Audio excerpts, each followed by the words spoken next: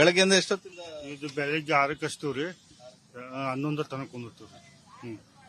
ಅಷ್ಟೇ ರೀ. ಏನ್ ದುಡಿಬಹುದು ದಿನ? ಒಂದು 500-600 ರೂಪಾಯಿ ಪ್ರಾಫಿಟ್ ಆಗತ್ತೆ ಅಷ್ಟೇ. ಹೇಗ್ ಅನಿಸ್ತಾ ಇದೆ? ನೀವು ಬಾಗಲಕೋಟೆ ಮತದಾರ ತಾನೆ, ಹೆಂಗಿದೆ ಎಲೆಕ್ಷನ್ ಇಲ್ಲಿ? ಎಲೆಕ್ಷನ್ ಜೋರ್ ಐತ್ರಿ. ಹ್ಞೂ ರೀ, ಇಬ್ಬರದು ಜೋರ್ ಐತ್ರಿ. ಎರಡು ಪಕ್ಷದವ್ರು ಜೋರ್ ಐತಿ. ಮತ ಕೇಳಕ್ಕೆ ಹೇಳಲಿಕ್ಕೆ ಬಂದಿದ್ದಾರೆ. ಯಾರು ವ್ಯಕ್ತಿ ಸರಿ ಅನ್ಸುತ್ತೆ ಅವ್ರಿಗೆ ಓಟ್ ಹಾಕ್ತೀವಿ. ಒಂದ್ ಕಡೆ ಮೇಟೆಯವರ ಸಾವಿನಿಂದ ಬಂದಿರುವಂತಹ ಚುನಾವಣೆ ಇದು. ಮೇಟೆಯವರ ಮಗ ಉಮೇಶ್ ಮೇಟೆ ಅವರು ಸ್ಪರ್ಧೆ ಮಾಡಿದ್ದಾರೆ. ಮತ್ತೊಂದ್ ಕಡೆ ಚರಂತಿ ಮಠ ಅವರು ಬಿಜೆಪಿ ಸ್ಪರ್ಧೆ ಮಾಡಿದ್ದಾರೆ. ನಿಮ್ ಪ್ರಕಾರ ಕಾಂಗ್ರೆಸ್ ಬೆಟರ್ ಅನ್ನಿಸ್ತಾ ಇದೆಯಾ, ಬಿಜೆಪಿ ಬೆಟರ್ ಅನ್ನಿಸ್ತಾ ಇದೆಯಾ? ಏನು ಹೇಳಕ್ ಬರಂಗಿಲ್ಲ ಸರ್. ಇಬ್ರು ಇದು ಚಲೋನವ್ರಿ. ನಮ್ಗೆ ಯಾವ್ದು ಅನಿಸ್ತದ ಅನ್ನ ಹಿಂಗ ಆ ವ್ಯಕ್ತಿ ಈ ವ್ಯಕ್ತಿ ಅಂತ ಅನ್ನಕ್ ಬರಂಗಿಲ್ರಿ. ಇಬ್ರು ವರ್ಕರ್ ಅದಾರೆ. ಅದಾಗ ಹೆಚ್ಚು ಯಾರು ಇದು ಮಾಡಿದ್ರೆ ಅದ್ ಕರ್ನಾಟಕದಲ್ಲಿ ಮುಖ್ಯಮಂತ್ರಿಯಾಗಿ ಸಿದ್ದರಾಮಯ್ಯ ಇದ್ದಾರೆ, ಡೆಲ್ಲಿಯಲ್ಲಿ ಪ್ರಧಾನಿಯಾಗಿ ಮೋದಿ ಅವರಿದ್ದಾರೆ. ಹೇಗ್ ಅನಿಸ್ತಿದೆ ಇಬ್ಬರ ಆಡಳಿತ? ಇದು ಮೋದಿಯವರು ಇದ್ದಲ್ಲೇ ನಮ್ ದೇಶ ರಕ್ಷಣೆ ಆಗಿದೆ. ಆ ಸಮಯ ಮೋದಿಯವರಿಗೆ ಲೋಕಸಭಾ ಚುನಾವಣೆ ಮೋದಿಯವರಿಗೆ ಓಟ್ ಹಾಕ್ತೀವಿ. ಗ್ಯಾಸ್ ಬರ್ತಾ ಇದೆಯಾ ನಿಮ್ ಮನೆಗೀಗ? ಗ್ಯಾಸ್ ಬರ್ತತಲ್ರಿ, ಬಂದತ್ತಲ್ರಿ.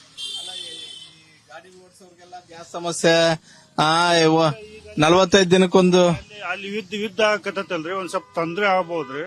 ಈಗೇನು ಬಂದತ್ರ ಅವ್ರು ಇದ್ದಾಗ ಏನು ಹಂಗೇನು ತೊಂದರೆ ಆಗಿಲ್ಲ. ಗ್ಯಾಸ್ ಇದೆ. ಇಲ್ಲಿ ಸಿದ್ದರಾಮಯ್ಯ ಬಗ್ಗೆ ಅವ್ರ ಬಗ್ಗೆನೂ ಒಳ್ಳೆ ಅಭಿಪ್ರಾಯ ಇದೆ. ಯಾಕಂದ್ರೆ ಅವರು ಗ್ಯಾರಂಟಿ ಯೋಜನೆ ಕೊಟ್ಟಾರಲ್ರಿ, ಅವ್ರ ಬಗ್ಗೆನೂ ಒಳ್ಳೆ ಅಭಿಪ್ರಾಯ ಇದೆ. ಗ್ಯಾರಂಟಿಗಳು ಒಳ್ಳೇದು ಅಂತ ಹೇಳ್ತೀರಾ? ಒಳ್ಳೇದಂದ್ರೆ ನಮ್ಗ ಹಾಕ್ತಾರಲ್ರಿ ಅವ್ರು ಟ್ಯಾಕ್ಸ್. ಈಗ ಅವ್ರು ಎಲ್ಲಿದ್ರ ತಂದು ಅವ್ರು ಗ್ಯಾರಂಟಿ ಕೊಡ್ತಾರ. ಗ್ಯಾರಂಟಿ ಕೊಟ್ಟಿದ್ರೆ ಯಾರ ಮೇಲೆ ನಮ್ಮ ಮೇಲೆ ಹೊರೆ ಬೀಳ್ತೈತಲ್ಲ, ಜನರ ಮೇಲೆ ಹೊರೆ ಬೀಳ್ತೈತಲ್ಲ. 5 ಗ್ಯಾರಂಟಿಗಳಲ್ಲಿ ಯಾವ್ದು ಬೇಕು ಯಾವ್ದು ಬೇಡ? ಯಾವ್ದು ಬೇಡ್ರಿ ಅದು ಗ್ಯಾರಂಟಿ ತೆಗೆದು ಹಾಕ್ಬೇಕ್ರಿ. ತೀರಾ ಬಡಬಗ್ಗರಿಗೆಲ್ಲ ಸಮಸ್ಯೆ ಆಗುತ್ತಲ್ವೇನ್ರಿ? ಸಮಸ್ಯೆ ಅಲ್ಲ, ದುಡಿಲಾರ್ಕ ಹಂಗ ಅಡ್ಡಾಡ್ತಾರ ಅವ್ರು. ಹೆಣ್ಮಕ್ಳು ಸಿಕ್ಕಂಗ ಹಂಗ ಕೆಲ್ಸ ಇಲ್ದ ಉಪರಾಟಿ ಅಡ್ಡಾಡ್ತಾರ. ಎಲ್ಲಾರು ಅಡ್ಡಾಡ್ತಾರ್ರಿ ಸರ್. ಒಂದ್ ಬಸ್ನೇ ನೋಡಿದ್ರೆ 60 ಮಂದಿ ಹೆಣ್ಮಕ್ಳು ಇರ್ತಾರ, ಬರೀ ಒಂದ್ 4 ಮಂದಿ ಗಂಡ್ಮಕ್ಳು ಅಷ್ಟೇ ಇರ್ತಾರ ಎಷ್ಟು ಸಲ ಹೋದಲ್ಲಿ. ಇದು ಗ್ಯಾರಂಟಿ ತೆಗಿಬೇಕ್ರಿ. ಬಾಗಲಕೋಟೆಗೆ ಈಗ ಏನ್ ಬೇಕು?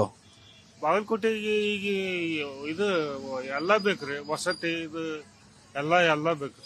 ಬಾಗಲಕೋಟೆಗೆ ಯಾರು ಚೆನ್ನಾಗಿ ಕೆಲಸ ಮಾಡವ್ರೆ? ಅದೇನ ಹೇಳೋದಿಲ್ರಿ, ಎಲ್ಲಾರು ಮಾಡ್ಯಾರ. ಅದಷ್ಟೇ ಎಲ್ಲಾರು ಮಾಡ್ಯಾರ ಸರ್. ಎಲ್ಲ ಚೆನ್ನಾಗಿದೆ ಸರ್.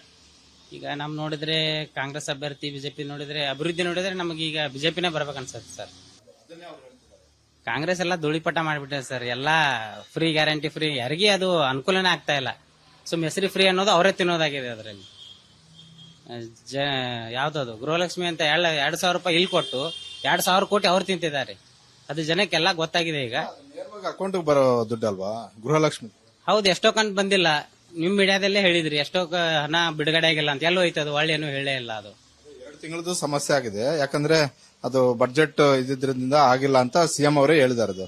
ಅದನ್ನು ಹೊರತುಪಡಿಸಿದ್ರೆ 10 ತಿಂಗಳು ದುಡ್ಡು ಆಗ್ತಾ ಇದಾರೆ ಪ್ರತಿ ವರ್ಷ. ಆಗ್ತಿದ್ದಾರೆ ಅನ್ನೋದಾಗಿದೆ ಸರ್. ಬರೋದು ಅದೇ 1 ತಿಂಗಳು ಬಂದ. ಹಿಂದಿಂದ ಎಲ್ಲೋ ಹೋಯ್ತು?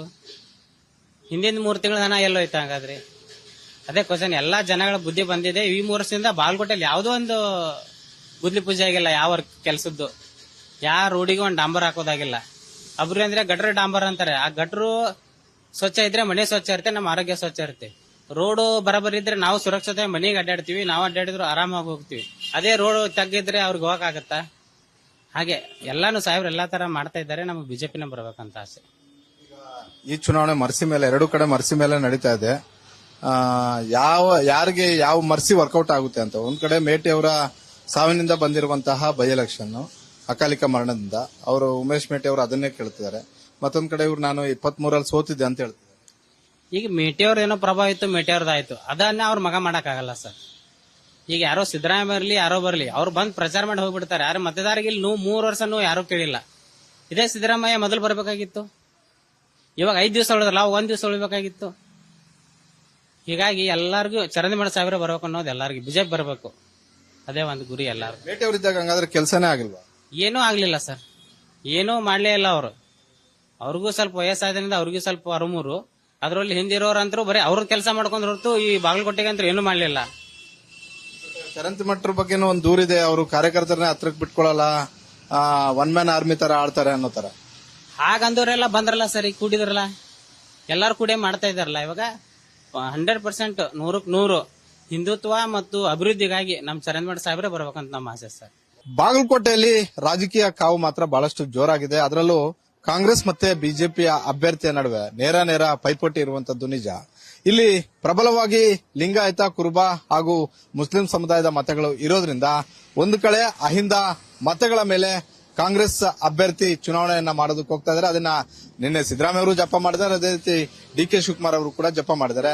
ಮತ್ತೊಂದ್ ಕಡೆ ಲಿಂಗಾಯತ ಸಮುದಾಯದ ಮತಗಳ ಜೊತೆಗೇನೆ ಅಹಿಂದ ಮತಗಳನ್ನ ಸೆಳಿಬೇಕು ಅನ್ನುವಂತ ಒಂದು ಲೆಕ್ಕಾಚಾರ ಯತೀಂದ್ರ, ಯತ್ನಾಳ್ ಸೇರಿದಂತೆ ಬಿಜೆಪಿ ನಾಯಕರದು.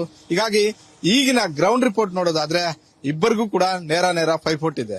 ಯಾವುದೇ ಫಲಿತಾಂಶ ಬಂದರೂ ಕೂಡ ಫೋಟೋ ಫಿನಿಶಿಂಗ್ ಆಗುವಂತಹ ಸಾಧ್ಯತೆಗಳು ದಟ್ಟವಾಗಿ ಕಾಣ್ತಾ ಇದ್ದಾವೆ. ಕ್ಯಾಮರಾಮನ್ ಶಿವು ಜೊತೆ ಮಾರುತಿ ಪಾವಡ, ಗ್ಯಾರಂಟಿ ನ್ಯೂಸ್, ಬಾಗಲಕೋಟೆ.